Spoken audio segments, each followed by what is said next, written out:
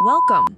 This is a detailed analysis of Dale Carnegie's famous book, How to Win Friends and Influence People, introduced in chapters to strengthen your understanding of what the book is all about, and also to give you adequate knowledge, giving you the confidence of someone who has not only read the whole book, but digested it as well. Your personal development journey is about to take a leap. Stick around. Dale Carnegie's How to Win Friends and Influence People. Chapter 1. If you want to gather honey, don't kick over the beehive. On May 7, 1931, the most sensational manhunt New York City had ever known had come to its climax. After weeks of search, Two-Gun Crowley, the killer, the gunman who didn't smoke or drink, was at bay, trapped in his sweetheart's apartment on West End Avenue. 150 policemen and detectives laid siege to his top-floor hideaway. They chopped holes in the roof. They tried to smoke out Crowley, the cop killer, with tear gas. Then they mounted their machine guns on surrounding buildings. And for more than an hour, one of New York's fine residential areas reverberated with the crack of pistol fire and the rat-tat-tat of machine guns. Crowley, crouching behind an overstuffed chair, fired incessantly at the police. 10,000 excited people watched the battle. Nothing like it had ever been seen before on the sidewalks of New York. When Crowley was captured, Police Commissioner E.P. Mulrooney declared that the two-gun desperado was one of the most dangerous criminals ever encountered in the history of New York. "He will kill," said the commissioner, "at the drop of a feather." But how did Two-Gun Crowley regard himself? We know because while the police were firing into his apartment, he wrote a letter addressed "To whom it may concern." And, as he wrote, the blood flowing from his wounds left a crimson trail on the paper. In this letter, Crowley said, "Under my coat is a weary heart, but a kind one that would do nobody any harm." A short time before this, Crowley had been having a necking party with his girlfriend on a country road out on Long Island. Suddenly, a policeman walked up to the car and said, "Let me see your license." Without saying a word, Crowley drew his gun and cut the policeman down with a shower of lead. As the dying officer fell, Crowley leaped out of the car, grabbed the officer's revolver, and fired another bullet into the prostrate body. And that was the kind who said, "Under my coat is a weary heart, but a kind one that would do nobody any harm." Crowley was sentenced to the electric chair. When he arrived at the death house in Sing Sing, did he say, "This is what I get for killing people"? No, he said, "This is what I get for defending myself." The point of the story is this: Two-Gun Crowley didn't blame himself for anything. Neither should you. 99 times out of 100, people don't criticize themselves for anything, no matter how wrong it may be. Hence, do not criticize yourself or others, no matter how wrong you or they may be. Learn from your misconduct or from that of others instead. Criticism is futile. It puts a person on the defensive and usually makes him strive to justify himself. You will find examples of the futility of criticism bristling on 1,000 pages of history. Other similar stories cited in support of the above in the Chapter 1 of the book include the story of Al Capone, a notorious American public enemy, and the story of Dutch Schultz. Furthermore, B.F. Skinner, the world-famous psychologist, proved through his experiments that an animal rewarded for good behavior will learn much more rapidly and retain what it learns far more effectively than an animal punished for bad behavior. Later studies have shown that the same applies to humans. By criticizing, we do not make lasting changes and often incur resentment. Hans Selye, another great psychologist, said, "As much as we thirst for approval, we dread condemnation." The resentment that criticism engenders can demoralize employees, family members, and friends, and still not correct the situation that has been condemned. Moreover, George B. Johnston of Enid, Oklahoma, is the Santa coordinator for an engineering company. One of his responsibilities is to see that employees wear their hard hats whenever they are on the job in the field. He reported that whenever he came across workers who were not wearing hard hats on, he would tell them with a lot of authority of regulation and that they must comply. As a result, he would get sullen acceptance, and often, after he left, the workers would remove the hats. He decided to try a different approach. The next time he found some of the workers not wearing their hard hat, he asked if the hats were uncomfortable or did not fit properly.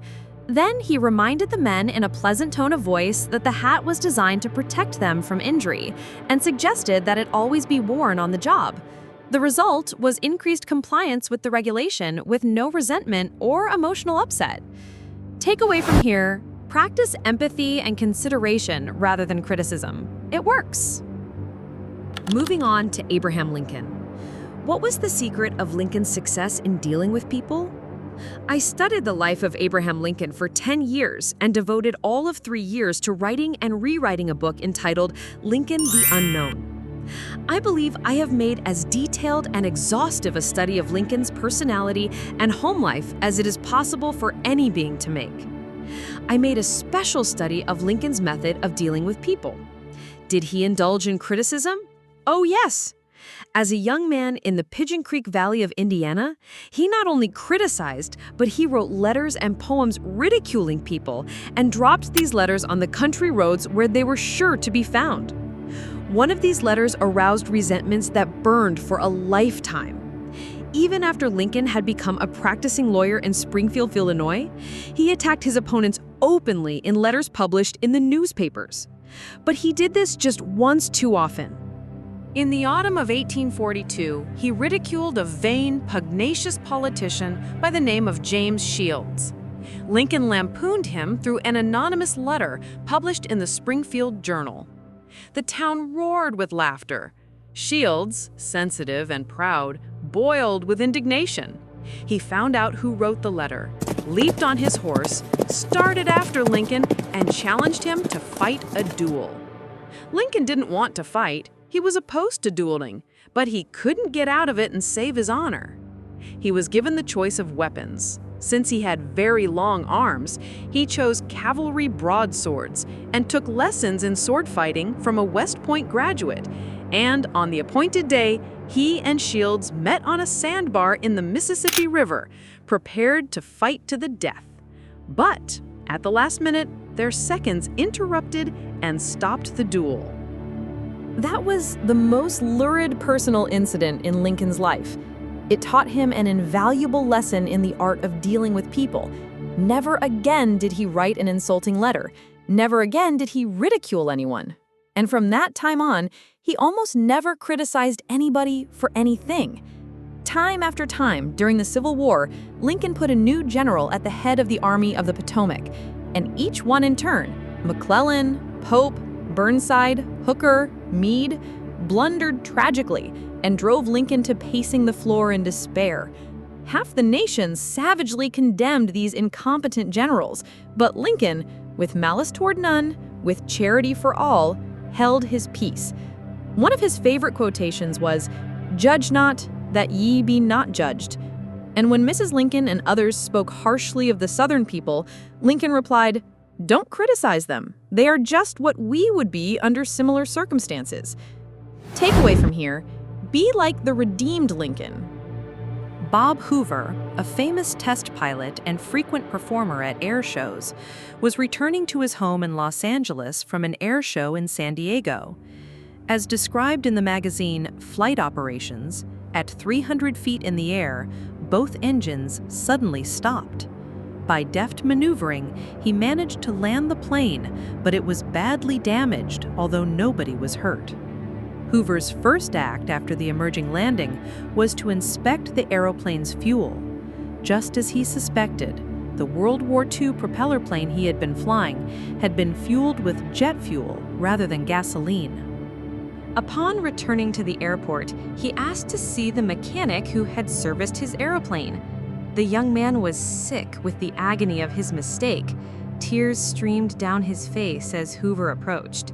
He had just caused the loss of a very expensive plane and could have caused the loss of 3 lives as well. You can imagine Hoover's anger. One could anticipate the tongue lashing that this proud and precise pilot would unleash for that carelessness. But Hoover didn't scold the mechanic. He didn't even criticize him. Instead, he put his big arm around the man's shoulder and said, "To show you I'm sure that you'll never do this again, I want you to service my F-51 tomorrow." Takeaway from here: instead of condemning people, try to understand them first. In short, if you want to win friends and influence people, don't criticize, condemn, or complain. This is the first principle. It's important to note that when dealing with people, let us remember we are not dealing with creatures of logic. We are dealing with creatures of emotion, creatures bristling with prejudice and motivated by pride and vanity. Dale Carnegie. My personal lessons for viewers from Chapter 1. 1. Don't criticize. Understand people instead. Put yourself in their shoes and look through from the same angle with them. 2. Practice emotional intelligence when dealing with people. 3. Clothe objectively. Habits of great minds and characters mentioned in the Chapter 1 of Dale Carnegie's How to Win Friends and Influence People book. Remember, just like Miles Monroe would say, knowledge is information, understanding is comprehension, wisdom is application. Don't forget to apply what you have learned. And finally, which of the stories in the Chapter 1 interest you the most? Share in the comment section. And also, if you found this video helpful, hit the like button, and don't forget to subscribe to get the Chapter 2 and other more content like this. We are here to make you thrive and live the life you have always desired. Thank you for watching.